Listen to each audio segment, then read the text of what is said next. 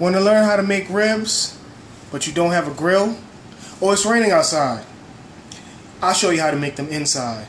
This is In the Kitchen with Kevin. Come on, let's get cooking. Today we're making beef ribs. The way I like to make my beef ribs is just by putting some apple cider into the pan, letting them soak, just to get that apple flavor into the meat. It changes the flavor of the meat just a little bit. Now we have to drain these ribs. They've been soaking for about 5 hours. So we drain it. We want to make sure we get all of that meat, all of that apple cider out of the meat. We wanted to drain the apple cider completely out of the pan because we don't want the apple cider to boil while it's in the oven. So what we're going to do right now is take the meat out the pan. You're going to take a small paring knife and make sure it's a sharp knife. It doesn't have to be a paring knife. It could be any kind of knife, really. But it has to be sharp because we're going to take this membrane right here and we're going to start slicing this off. What the membrane is a thin layer on the meat. It's the part of the meat, it's the part of the ribs that's, once it's finished cooking, it's going to hold that meat together. It's going to make it harder to cut, to eat. So we're going to take this off.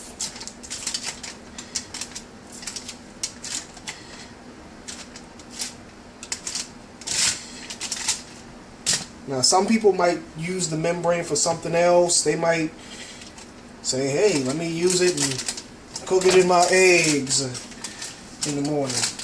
Not me. I take it and I throw it out. It's done.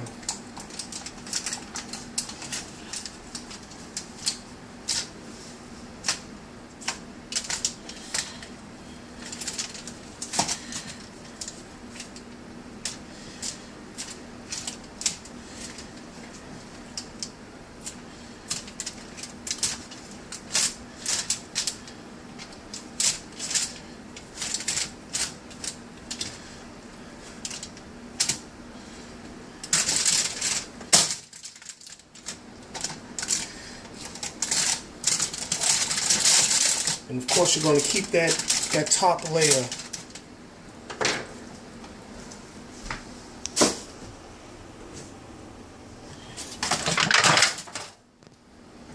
Look how beautiful these ribs look.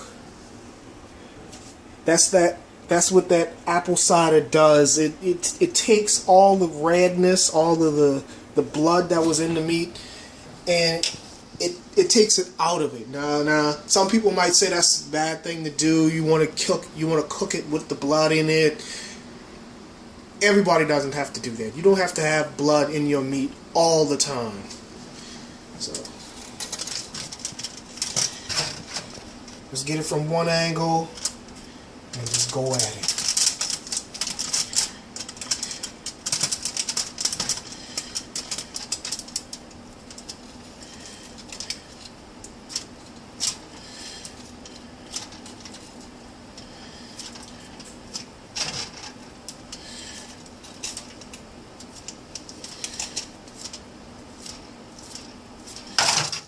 Make sure you have good lighting because you don't want to cut yourself.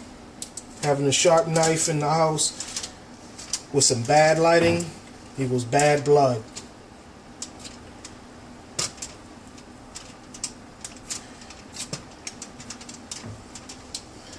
So you want to get all that membrane off. Be careful. Of course, sometimes you're going to get some fat, but you don't want to get that fat off. That fat contains flavor, contains that natural flavor, I should say, that natural flavor that the beef has, and that's what you want to keep. You want to try to keep and preserve that as much as possible. See, this one just slides completely off. Now, what we're going to do next is begin to rub our meat, season our meat. Now every real man has their own signature blend of spices, of herbs that they use on their grilling meat, on their ribs, on their chicken, on anything that they grill. Mine consists of some herbs and spices, some tomatoes, some brown sugar, things like that. I ground it up, I chop it up in everything and put it in here, and I put it on my meat, and hey, that's how we get cooking. So we want to put it on there generously. We don't want to be selfish with it at all, because once it's on there, it's on there. Now before you do all of this, make sure you have your oven preheated. Preheat that oven to about 275, because you want to slow roast these beef ribs. Now, pork ribs are a totally different thing, but that's a totally different story for a totally different video. We'll get back to that later. Right now, we want to slow roast these beef ribs at 275. And we want to rub this meat good. We want to get it all there. Make sure all the crevices and the corners are completely rubbed. Make sure that beef, make sure it's nice. Make sure it is nice and seasoned.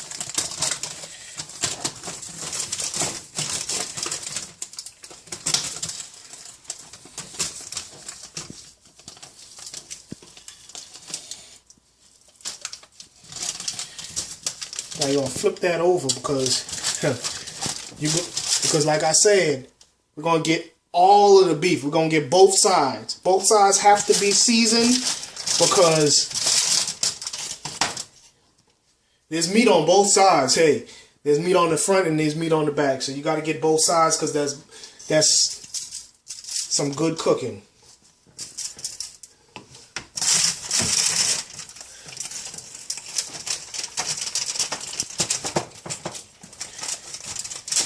Make sure you get the sides. Make sure you get everything.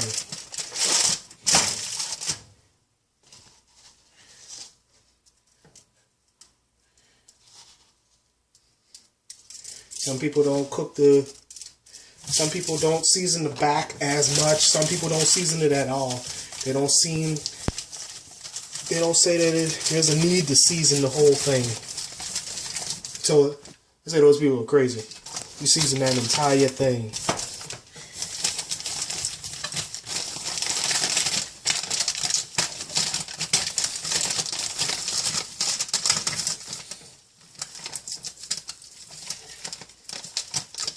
This is a nice rub, and that's what you're doing.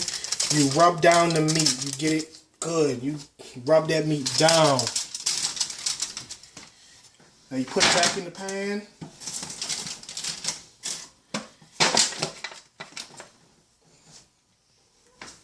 And then you get ready to cook.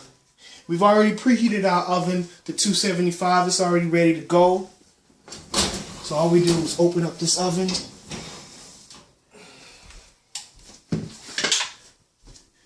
Put that meat in.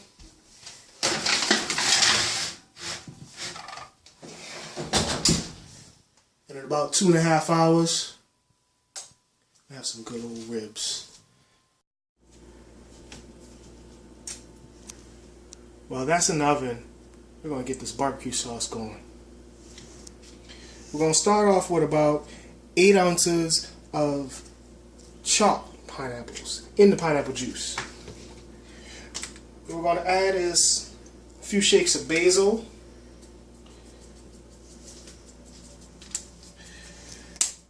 We're also going to add some oregano to the mix.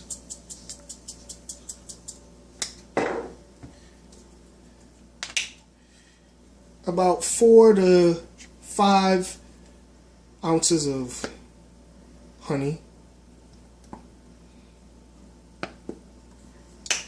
You want it to be sweet and sticky, so that honey gives it that sweet and sticky taste, that sweet and sticky texture. So we stir that up. Add in some lime juice for zest. And then we kick it into that barbecue sauce. For this barbecue sauce, for this time I'm going to use some Kraft barbecue sauce, Kraft sweet and sticky rib barbecue sauce. But any barbecue sauce will do. So.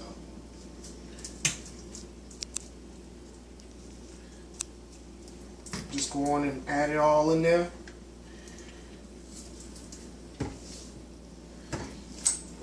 That's good.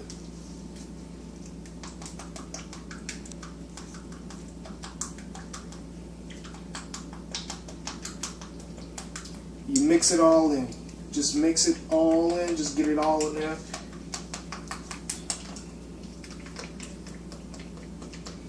This is going to be like a barbecue sauce like none other.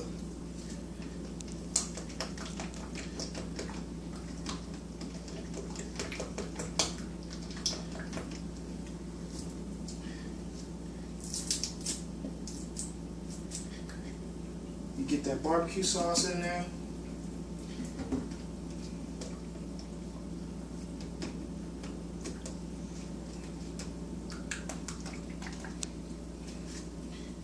Check it out. I mean, hey, if it's too,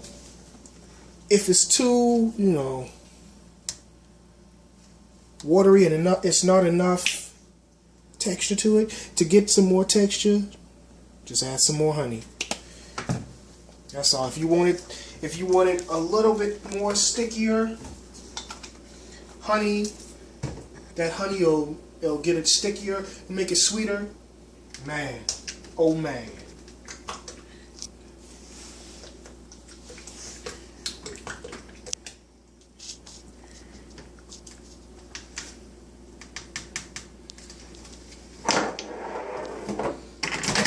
Now we want to pop that in the microwave for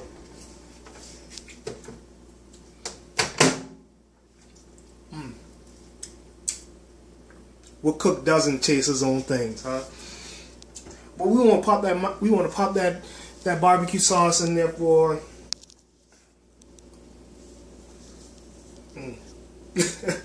Yeah, we'll pop that in there for about a minute and 35 seconds. After that, we'll be right back. So, gotta have some kind of sanitation, right? Alright. So we come back to this. Oh yes. The barbecue sauce, the chopped pineapples, lime juice, the basil, the oregano, everything is in there. It's right. It is ready for cooking. Oh man.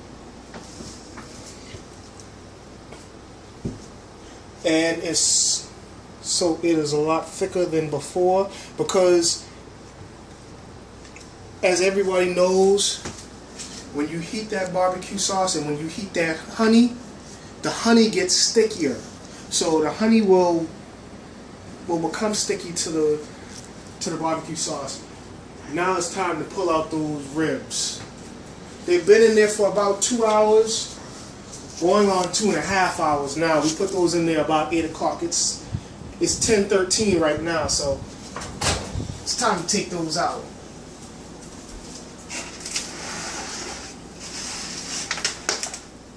Look at those beauties right there. Look at those. Look at those beauties. The one thing that you notice is the pullback on the ribs, on the meat. The meat pulls back, so you know that it's there. It's ready to get. It's ready to be eaten. Oh man, it's time. For a knife and a fork.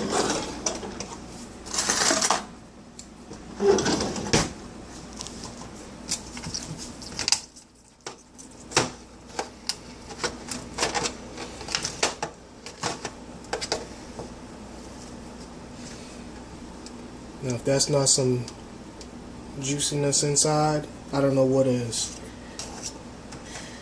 We got that good. Now we'll just lay these to the side.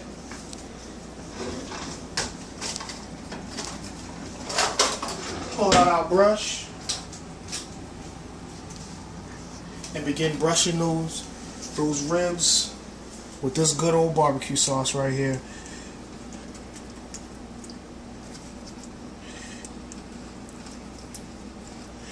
Now, just like the sauce, you want to get it all over.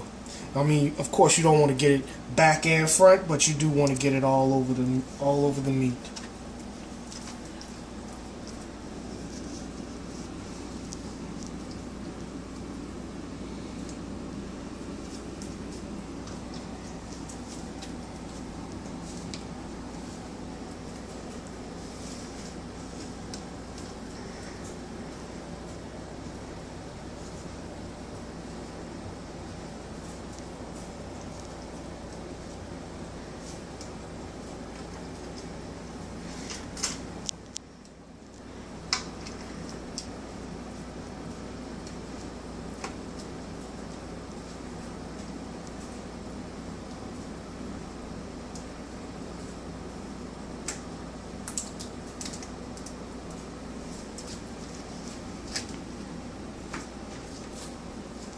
That's enough for the first coat. We're gonna put those back in the oven just for a little bit so that we can get that barbecue sauce caramelized.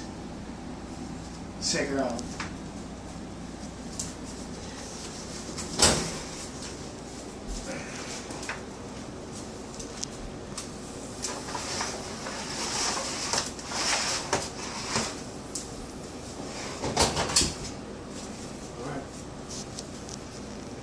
Alright, now that we've had these ribs in here for almost 10 minutes now, we're going to take them out because they caramelized just enough.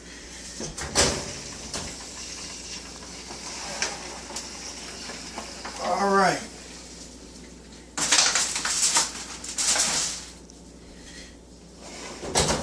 Now, from a moment ago, you might have noticed a little grease on here. We had a little problem, but no problem. We got 2 pans. Dunk that baby in another pan and booyah, we got it good to go. Now that it's caramelized, we just put another layer of barbecue sauce on them and we're good to go.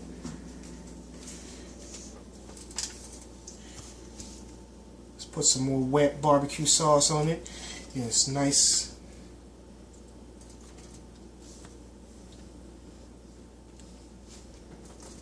I'm gonna dab that baby up.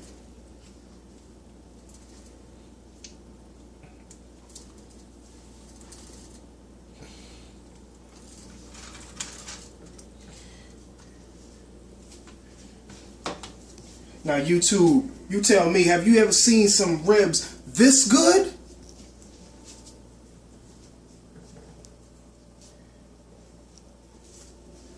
I'll see you next time. Keep cooking, everybody.